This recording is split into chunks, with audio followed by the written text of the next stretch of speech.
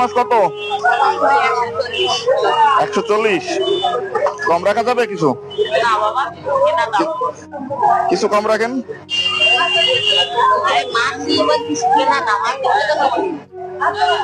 কেনা দাম? আচ্ছা ঠিক আছে, আমাদের মাঝারি সাইজের 10 পিস মাছ উঠান তো, 10 পিস।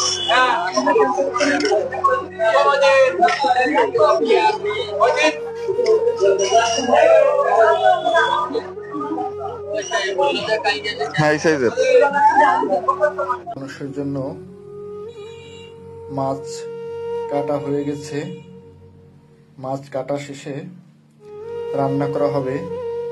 আজকে মাছগুলো লবণ, হলুদ, মরিচ দিয়ে ভাজার জন্য সুন্দরভাবে মেখে নিচ্ছি।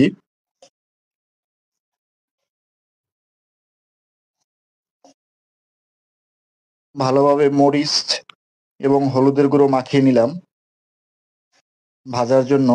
মাছ ভাজার জন্য একটি প্যানে সয়াবিন তেল দিয়ে নিচ্ছি পরিমাণ মতো। এ পর্যায়ে তেল গরম হয়ে গেছে।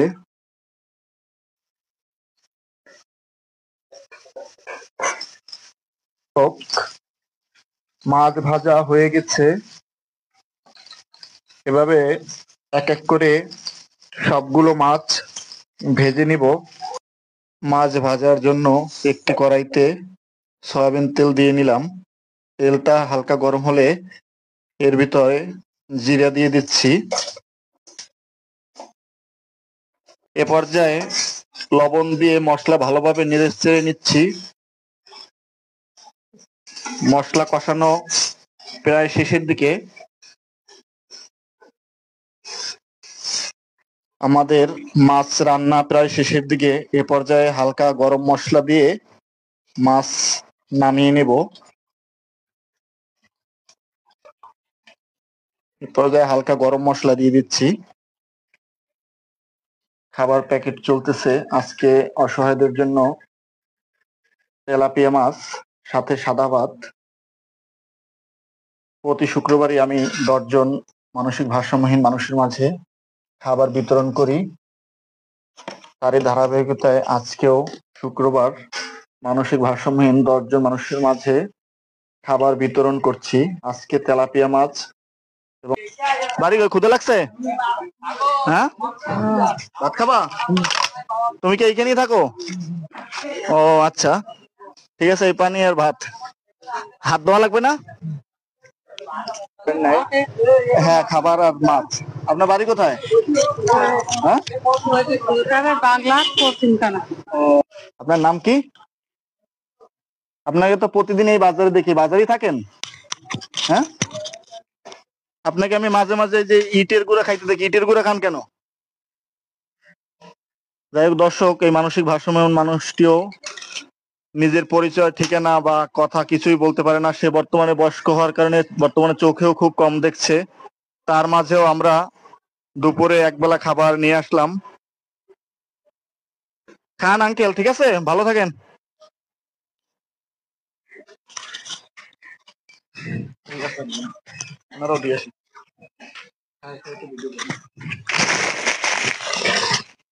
এই ছায় আসেন। বাড়ি ওই গ্রামে? কি করেন? মানুষের কাছ থেকে চাই চিনতে খান? ও, আমি যদি আপনাকে দুপুরে ভাত দিয়ে খাবেন? ভাত আল্লাহ ভাগ্যে রাখলে খাতে হবে। ভাত খাইছেন কবে? ভাত খাইছি সকালে। সকালে খাইছেন না? আচ্ছা, তাহলে আপনাকে এক প্যাকেট ভাত দিয়ে আর একটা পানি দিয়ে খান। ঠিক আছে, ধন্যবাদ। ধন্যবাদ, দোয়া করবেন আমাদের জন্য। আমাদের এখানেও আরেকজন মানসিক ভারসাম্যহীন মানুষকে দেখতে পাচ্ছি, যার নাম পটল। তোমার নাম কি? নাম কি? ক্ষুধা পাইছে? এই মানসিক ভারসাম্যহীন মানুষটি আসলে কিছুই বলতে পারে না। সে শুধু এই বাজারে হেঁটে বেড়ায়।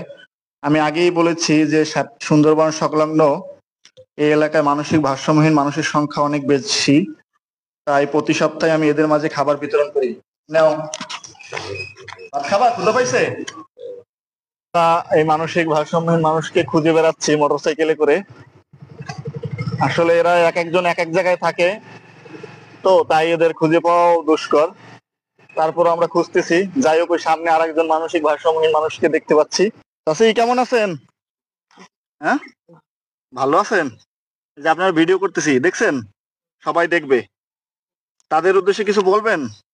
কিছুই বলবেন না? আপনি ভাত খাইছেন কবে? 2-3 দিন আগে? আমি যে গত সপ্তাহে ভাত দিছিলাম, তারপর আর খান নাই? তারপর দেন না? কেউ ভাত দেয় মাঝে মাঝে?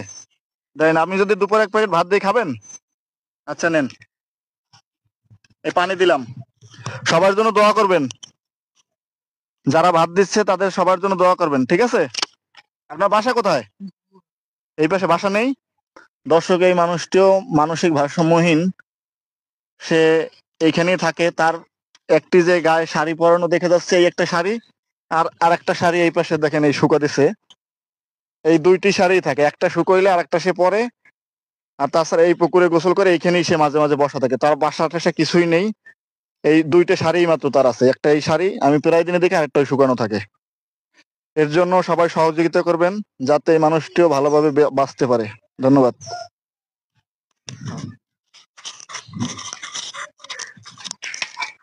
এই ভাত ভাত ভাত খাবা?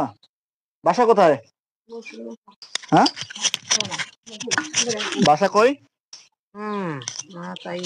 এই মানসিক ভারসাম্যহীন মানুষটি কিন্তু এতদিন আমাদের এখানে ছিল না। আসলে এই সুন্দরবন সংলগ্ন এলাকায় মানসিক ভারসাম্যহীন মানুষের সংখ্যা অনেক বেশি। ইনিও নতুন আগত। আসলে এখানে প্রতিদিন কি পরিমাণে মানসিক ভারসাম্যহীন মানুষের আনাগোনা আপনারা না দেখলে বুঝবেন না। প্রায় 20-30 জন মানুষ এখানে এসে ঘুরে বেড়ায় মুন্সিগঞ্জ টু নীলডুমুর এই বাজারে এলাকায়। পাশেই সুন্দরবন, এই জন্য এদের আনাগোনা খুবই বেশি। আমি প্রতি সপ্তাহে 10 জন করে মানুষকে খাবার বিতরণ করি। তা আপনাদের সহযোগিতা পেলে আরো এই সাহায্যের পরিধি বাড়িয়ে দেব। ভাত খাইছো কবে? অনেকদিন হয়ে গেছে। আসলে কথা আপনারা কিছুই বুঝবেন না, সে মানসিক ভারসাম্যহীন। যাই হোক, আর কথা বাড়াবো না। এর মাঝে খাবার বিতরণ করলাম, আপনারা ওদের সহযোগিতা এগিয়ে আসবেন। ভাত, ঠিক আছে, ভালো থাকো। বাড়ি কোথায়? বাড়ি ঠিকানা কিছুই বলতে পারছে না সে মানসিক ভারসাম্যহীন। নাম কি? আগে নাম বলো। হ্যাঁ, নাম কি? নাম বলতে পারো না? ভাত খাবা?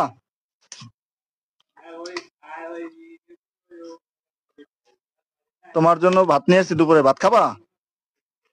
দেখুন দর্শক, এই মানসিক ভারসাম্যহীন মানুষটিও এত ক্ষুধার্ত যে পিপাসায় গ্রস্ত, যে শুধু পানিই খাচ্ছে। আসলে এই এলাকায় লবণাক্ত হয়, পানিও ঠিক মতো পাওয়া যায় না, পানিও কিনে খেতে হয়। তাই এই মানসিক ভারসাম্যহীন মানুষগুলো ঠিক মতো পানিও খেতে পারে না। এর জন্য দুপুরে একবেলা খাবার নিয়ে আসলাম, ভাত খাও। দর্শক, এই একটি বাড়িতেও এই বৃদ্ধ মায়ের 2টি মানসিক ভারসাম্যহীন সন্তান, তাদের মাঝেও আজকে খাবার বিতরণ করব। দেখুন কতটা অসহায়ভাবে সে দিন কাটাচ্ছে।